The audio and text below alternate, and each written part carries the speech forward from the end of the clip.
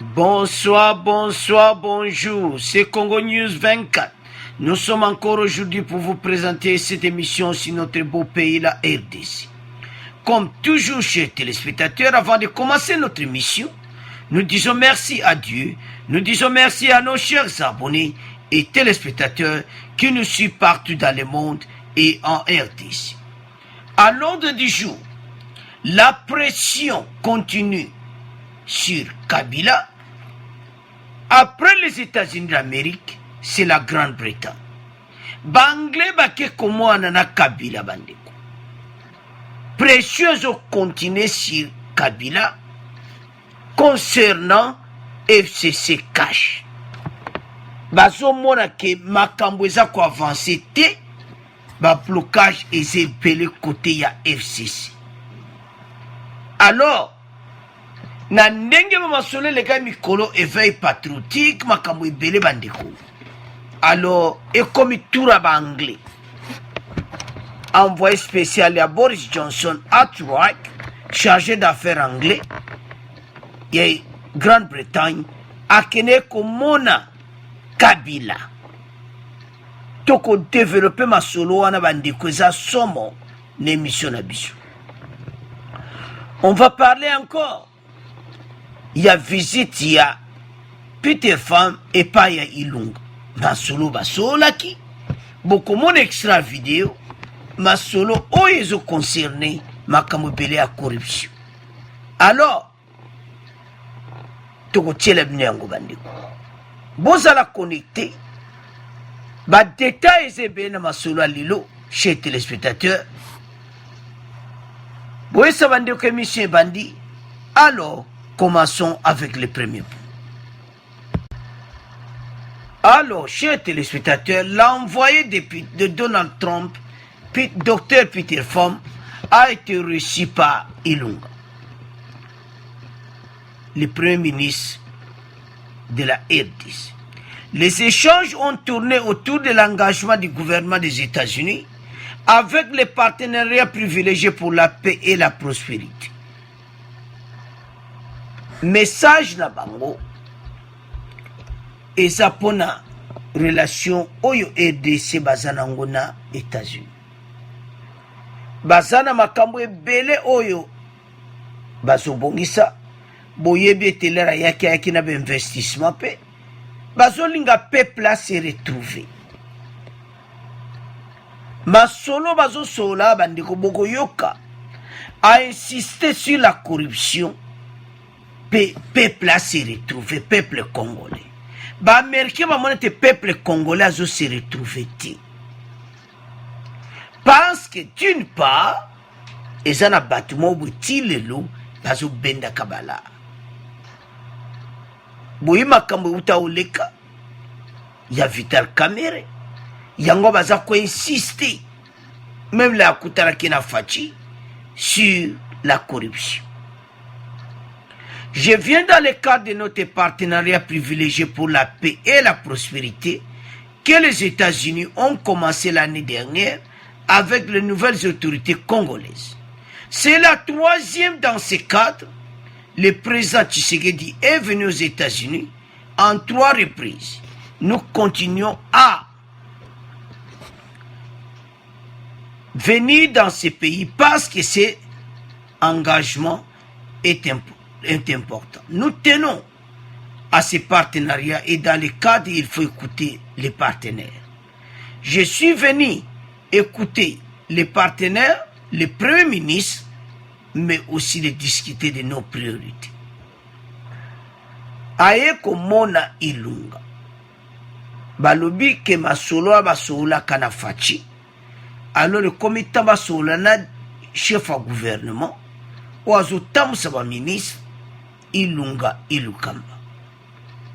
A insisté na ba point pelé parce que ezo mwana été corruption eza toujours na kata RDC. Malgré baso lité nango pourquoi? Premier point eza nango clair. Citation à Kamerhe. Alors, citation à Kamerhe, dossier moko ebimi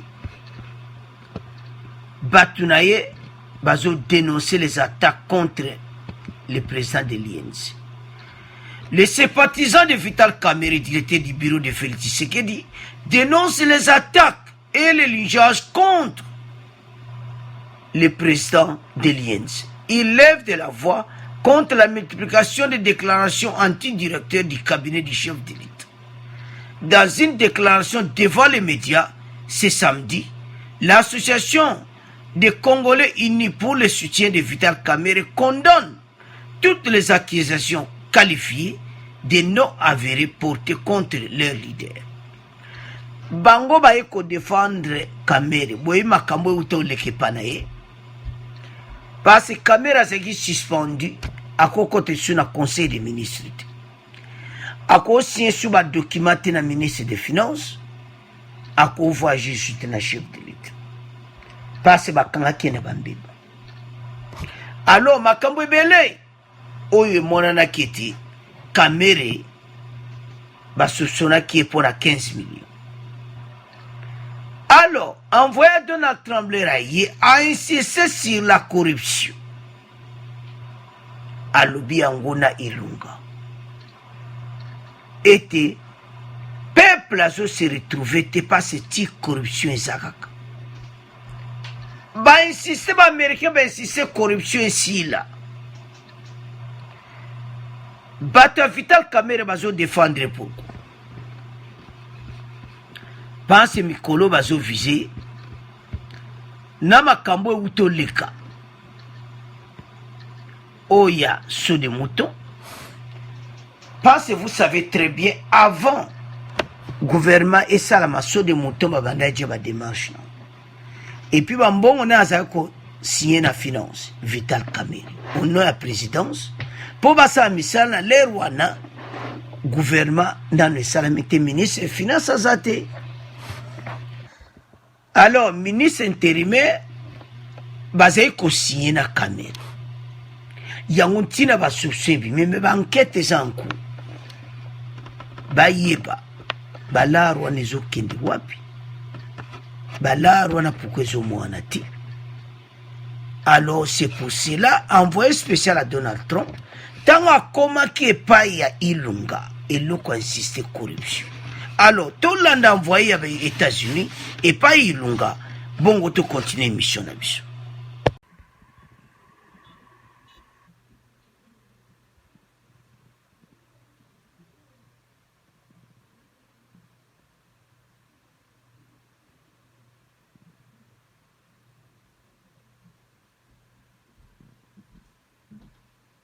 Donc, arrivé Siko, il y a Premier ministre, Boba Solana, Peter Pham, na ambassadeur américain, na délégation, pour na makambo nyonso ezoleka.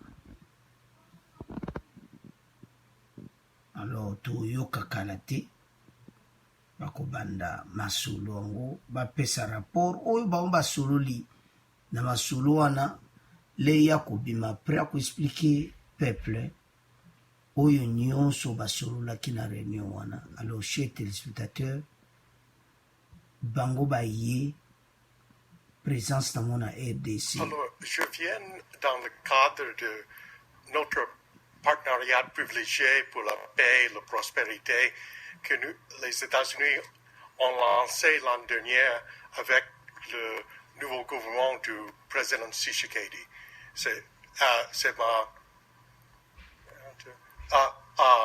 troisième visite pendant cette période et le président Tshisekedi lui-même est venu aux États-Unis 3 fois et autres représentants du gouvernement des États-Unis sont venus ici et nous continuons à venir parce que cet engagement, cet être ensemble, c'est important pour nous parce que nous tenons beaucoup à cet partenariat et dans ce cadre, il faut écouter le partenaire. Et je suis venu à écouter les priorités du Premier ministre, du gouvernement pour l'an 2020, mais aussi de discuter nos priorités ensemble, qui sont les priorités tracées par son Excellence le Président.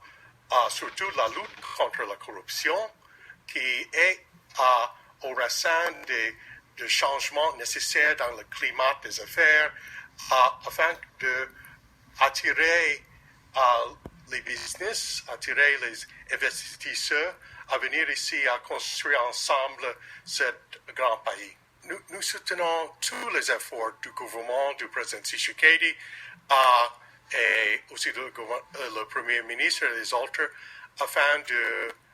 nous saluons les efforts pacifier, apporter la paix, surtout dans l'Est du pays, mais aussi la paix sociale qui fonde sur la prospérité, où tout le monde doit vivre ici dans l'Ouest du pays aussi. Alors, nous saluons ces efforts et nous restons toujours à disposition dans le cadre de partenariat, de travail ensemble où nous puissons. Et pas seulement nous, mais aussi nos partenaires internationaux et aussi régionaux. Alors, le gouvernement congolais s'est exprimé déjà que c'est une des priorités pour le gouvernement. Et nous saluons ce choix parce que avec la perception de la corruption, la réalité, on empêche beaucoup l'investissement et la croissance économique nécessaire pour ce pays. Alors, nous allons ces efforts et nous sommes prêts à assister dans la formation des personnels pour la lutte contre la corruption et nous retenons la responsabilité insister sur la lutte contre la corruption. Du peuple congolais, du gouvernement congolais.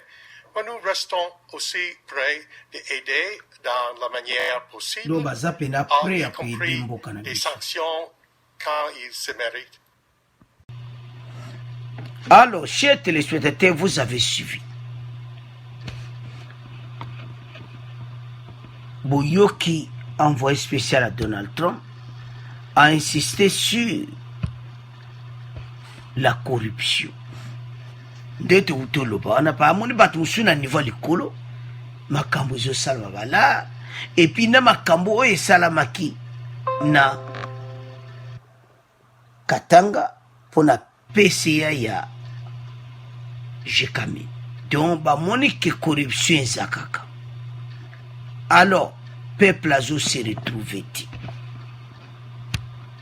Alors le peuple a se retrouvé ezo senga qui bâtit à pression makasi et pas à premier ministre. Yamba ya kokutana ye koyebisa ete ayebisa batu na ye. Et puis batona pe bayebi. Mais nabakama solo o eleki mikolo oyo eza été corruption samina soli muto. À ce temps-là qui signe les documents, c'est Kamere et le ministre intérimaire à finance. Alors il n'y a pas de fumée sans feu. Ndebo landi wana ndenga lobby a insisté sur la corruption. Et puis soto yena paix. Côté pena est à RDC, basolo liam. Ils ont moins clair que balobani makamba est. Ba généraux sous sanction bazakuna. Ba sengi bango pe. Il faut ba démissionner. Mais il le ba démissionner kati. Alors, vous avez acheté les deux mboka na biso na ndenge zo kende. Moi ba blocage et ce salam. Yango na deuxième pote zo ya Kabila zana pression mikolo ko sakana ngote. Yango yoki mikolo FCC ba vandi nye mais tozo ya. To ko expliquer pourquoi bozo yo kabango lisuti. Parce que lutte contre la corruption, yango nde ko changer mboka na biso. Changement de mentalité. Na mikolo eleki ministre y'économie.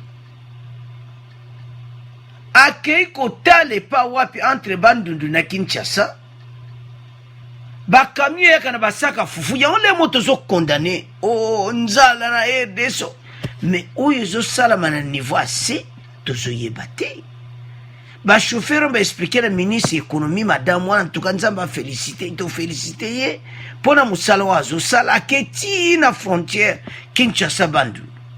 bakarezo yazotuna bomba difficulté ba chauffeur bazoloba ke il y a trop de péage saka fufu ezomata na RDC corruption eza makasi bapesi mbongo sans kopesa riche yabo ba américain bayebete corruption ti lelo esilika ati yango envoyé spécial à Donald Trump abetaki c'était pas ilunga.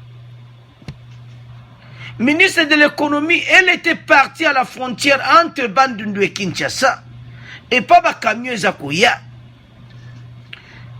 Quand la dame a demandé au chauffeur quelles sont vos difficultés ici, deux hommes ont foufoué comme cher na Kinshasa, biloko zo comme cher. À l'habitant de zo ya ba péage ya kosakana na ngote. Ça m'a wa.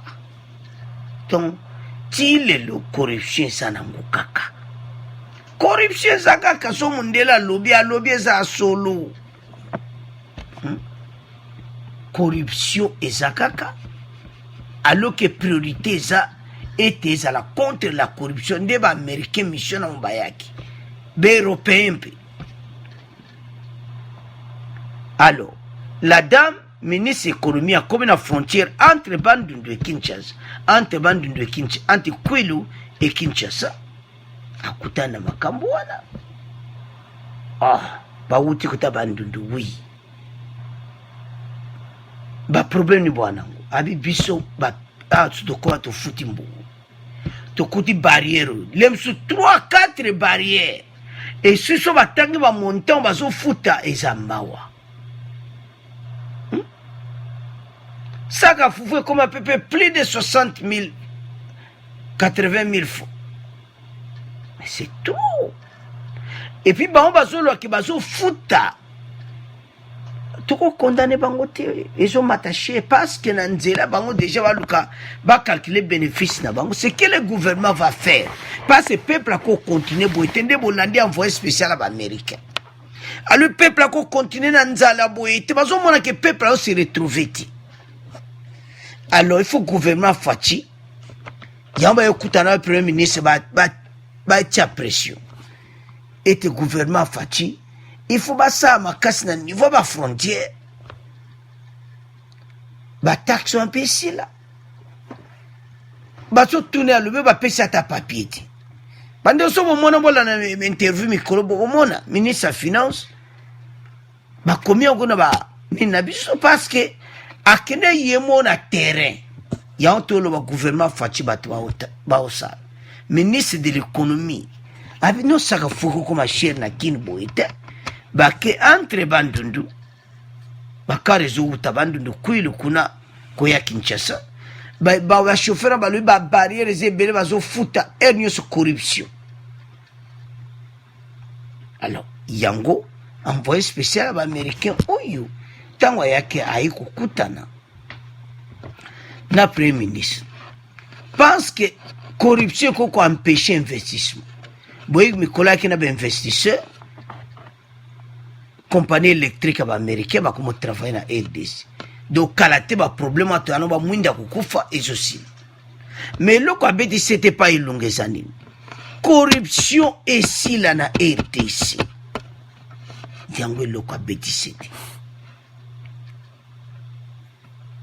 Parce que esa mawa makambo va découvrir nation de moutons. C'est pour ça que tu as combat caméra, mais tu n'as pas tombo caméra, tu as combat caméra, ça pas bâti. Parce que caméra, avant le gouvernement, caméra, ça aussi un document de ministre intérimaire à finance. Bambongo ne béré kiwa. Paraît-il, il y a beaucoup de millions de pertes nation de moutons. Et puis enquête est en cours, ministre de la justice Ayaki, Bazolandam. Alors, chers téléspectateurs, tout ce qui est à point oyo, à vous de commenter. Tout comment les canaux point oyo yindi simboka était la Kabylie pression sur pression.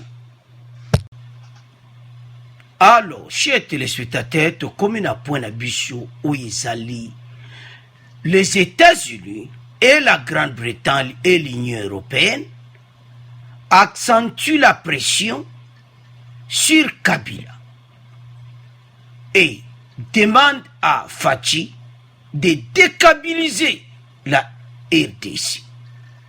donc RDC veut à dékabiliser. Donc tout balongwa na ba influence ya Kabila.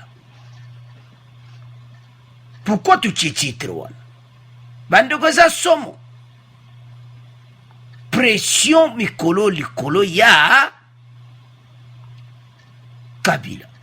Pression makasi. Et puis ba yebisi fachi était il faut au laksake yoza président de la République. C'est pour ça Fachi a dit premier acte dékabiliser règne ya Kingankati, désarmement total ya Kabila. Alors nde bozo mwana photo wana envoyé spécial à Banglais, il y a Grande-Bretagne, qui va travailler l'Union européenne, malgré bazolongwa pour le moment l'Union européenne. Alors, bakene kumona Kabila tête à tête, mais avant wana États-Unis bakene kumona yi pitefo envoyé spécial ya Donald Trump. C'est quoi envoyé spécial à Boris Johnson, au Premier ministre anglais, Premier ministre de Grande-Bretagne, envoyé spécial na ye, A3, nde bozomo wana photo wana. Bake komona Kabila. Basolola, oyezo leka na kati ya gouvernement. Pression batie bandeko. Grande-Bretagne a joué un rôle moko makasi na kati ya RDC. Surtout na l'ère de l'élection, tu te expliquer bien les campagnes te boye bakiti. Bon, mon église catholique ne batinda ki ba observateur partout. Et ça, Grande-Bretagne moto a financé yango. Pour observateur wana nyonso bapanzana ki RDC mubimba. Grande-Bretagne muta financé et puis catholique a joué yango ame. Alors baye kumuna Kabila. Pense pour ko dékabiliser batoyo ezo senga ete balobele face à face. Atika fatinye sokite ekoyela ingai. C'est pour ça que je tiens à titre dékabiliser. Do Fatiasi les sabango nyonso. Je crois bien. Vous avez remarqué une chose, chers téléspectateurs. Dans la situation ya boye, il faut que quel est le mot que na perdu. Soit Shadari, soit Néhémie. Et c'est pour ça que mon mystique que bavani kaganye. Pas dékabiliser Kabili muta lobi azati. Jeannette Kabila, muta lobi azati. Mouton, mutu mogota kokotele.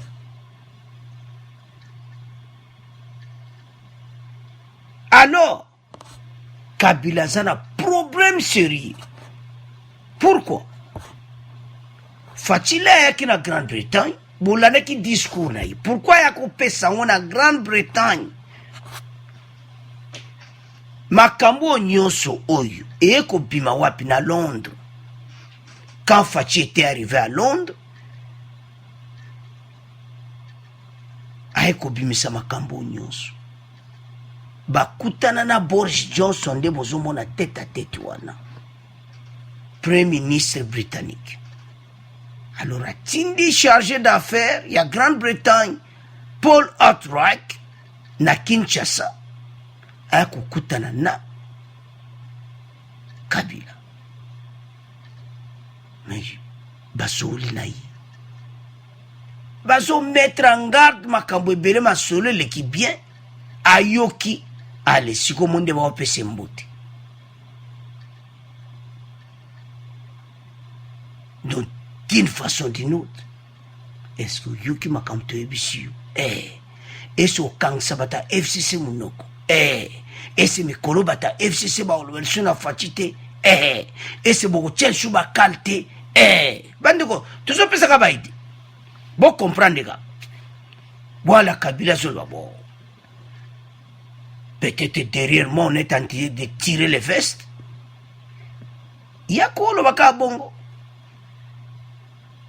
keza bazotirer ka veste sima Kabila ce n'est pas lui mais bayebi keza ye grand maître osali bien que opose la candidature te otiaki matata te oyokelaki biso pression tolobaki na yo osalaki wana bien troisième mandat otiaki candidature te omeki mpe dauphin na yo esimbaki te parce que la Grande-Bretagne avait financé les élections na niveau ya observateur ONG wana batravaillaka ensemble na catholique yango bayebisi ye na Kabila nyingisi mutu oui nayoki. Alors chers téléspectateurs, pression oyo ezaki a partir quand les facha kitaki akomaki na Angleterre discours na pesaki wana ayebiki akosola na ba Boris Johnson tout ça ne bozomwana photo wana bazosola ngo Boris ayebisi non kotinda mutu nanga kuna parce que bato bazotia bakal et puis tout le monde peut yango wana biso yaka toujours kotiela bino ba prêt pour bomona donc et comme temps il y a dékabilisation donc dékabiliser dans la fin de Kabila tu y bisuité mais premier point auto y que comme fin et combien de mikolo oezoya peuple congolais s'est retrouvé pour comment on s'est retrouvé Fachi azala plein pouvoir que oya lobby yangone ko salama oui il y a la coalition parce que c'est l'homme américain précieux pas Kabila ça pour y mettre clair coalition ou pas coalition c'est Fachi qui est président de la République de fois tout ça ba vision na ye o ba yokana ki ba américain ba utolo ba les partenariats vision oyo ba yokana ki vision était contre la corruption la paix à l'est et puis bamona été peuple congolais comment se retrouve mais tant que makamozo koksamati loté une année après les Européens Grande-Bretagne bango tout bazo séparé na Union européenne banba mona vision Fachi et se réaliser mais koko se réaliser kaka soki batu oyo batiki bakala baza clair et pas na ye que il faut akeba et puis la Kabylie ayebi que clic mobimba bayoka est-ce okoyebisa o mikolo bavana nye effectivement mikolo kimia kosakana nango te yango Fachi a le plein pouvoir a comment l'aksakile a comment loba yango et puis comment salam moton bandeko yaza mutu aliboso aokende ce pays ba député wana mibale yo mo la Kabila lobi parce que koto la Kabila zana ba pression na ye la Kabila zana ye moko ba problème FCC cash aya kote suma kama muton non muton azokende parce que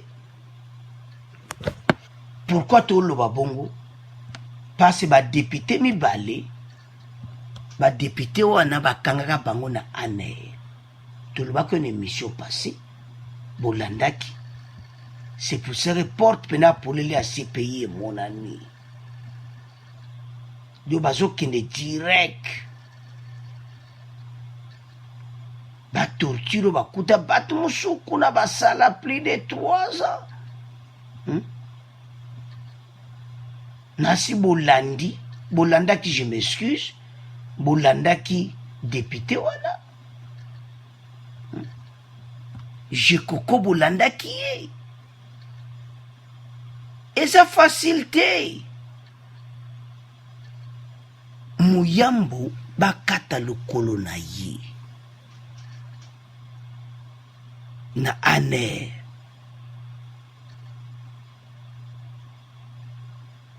Ako survivre ndeni parce que bakola parce que on est ba pré yo kasi ba député ba lo ba pamba. Je coco lobi ke ekosuka wa tabiye ba torturer, je m'excuse na ba nzoto na biso ya mibali. Et c'est mutu wana ça normal monton. Donc ça se voit qu'il est plus dangereux même que Kabila.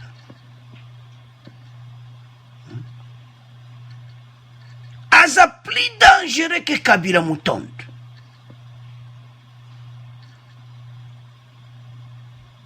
Alors il y a ça Moutaliboso qui est de ces pays. La Kabila zana tanta okota ba dossier wana po ya yemo déjà zo lekele mutunde ngaza wana. Ba bise makelele onyoso yo. Basa na raison ba américaine ba Grande-Bretagne ba na raison. Ba yete ta tête koye bisaye. Basa ba grande puissance, la Grande-Bretagne et les États-Unis. Ba yebisi Kabila. Makambo to yo kango le susuté. Effectivement, Boyoka Suso Shadara Lobibu. Oh boy, parce qu'il savait que ce qui le kola banga banga ka toujours chef na bango, tant Kabila ke se wana monde zana. Ngabo ba problème. Bovana ka nyebo tika fachata msamboka. Dobibo ka muno. Eza nemel ngalo babongo honorable président honoraire bongo tolo babite ne mitala makambo koto eza Mobulu. Oh président Mobulu ndenge nini abio premier ministre anglais tindi mutu na elisusu to na ebisa kibino ke ba américain ba ela kinga kuna na pale et comme lisusu ba Grande-Bretagne ba yelinga lisusu voilà Kabila. Alors ils sont Mobulu. Ils sont venus. Alors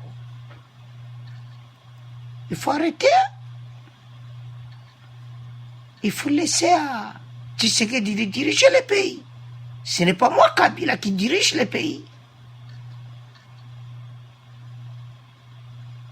Kimia na FCC. Kimia total. Bokoyo kalisusu te. Pour il a que c'est fatigué le président de la République.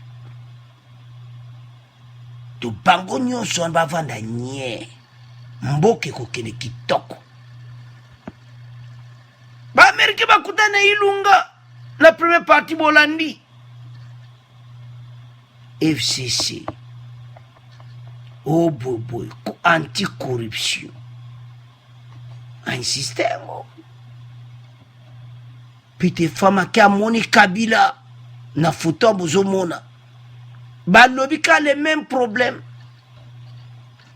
La Kabila mone suba beti porte.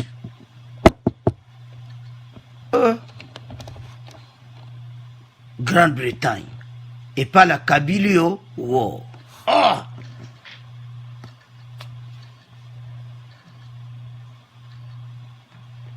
La Kabylie depuis abima na pouvoir ma au moins jamais na basolo abo. Tout le monde a été à neka kobata. Na sima ya au coordinateur de FCC wana comme quoi directeur à bureau na. na bashadari nyonso.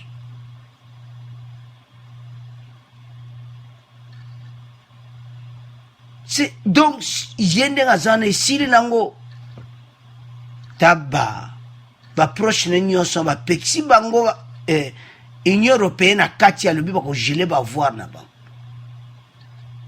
boso webo kotanga makambo elekaki lo. Donc geler les avoirs basanction na bango baomona ici Europe te babongo na babanke kala te babona kokanga bacompte bancaire na bango.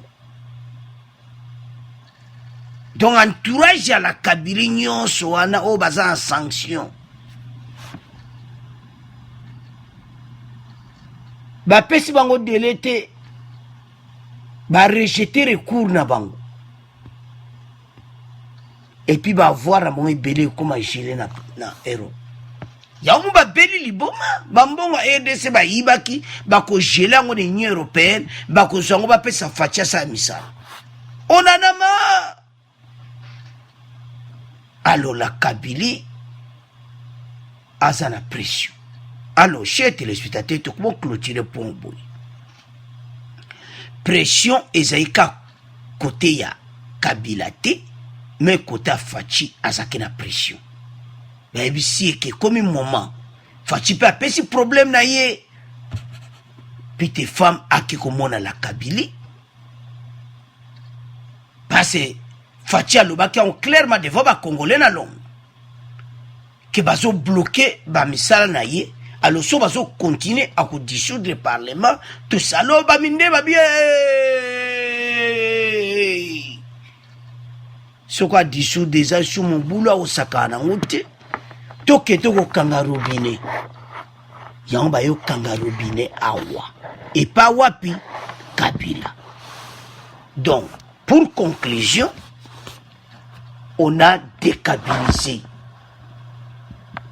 la RDC. Quand on a dékabilisé la RDC, à partir du mois de février, et ça date où yo, Batouana, baotie sous ba blocage. Ma sous le sili, ba pesi mbote. Au revoir, bande. Alors, tu clôturer mission, wana pour oyo, tu so que na résumé. Tu mets à résumé, va ponte le billet. Premier point, chers téléspectateurs, tout le biais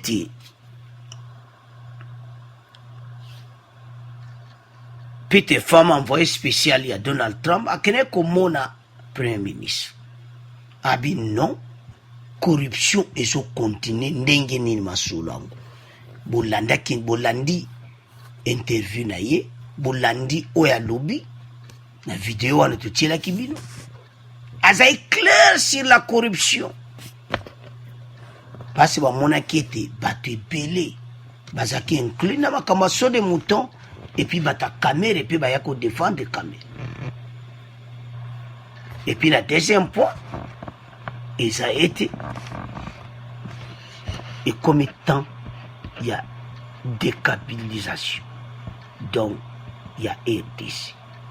Donc, la Kabylie, ba yebisiye, pression makasi, Grande-Bretagne, ba yo tchali sur le corona yi, était atika, kokota makambo oyo.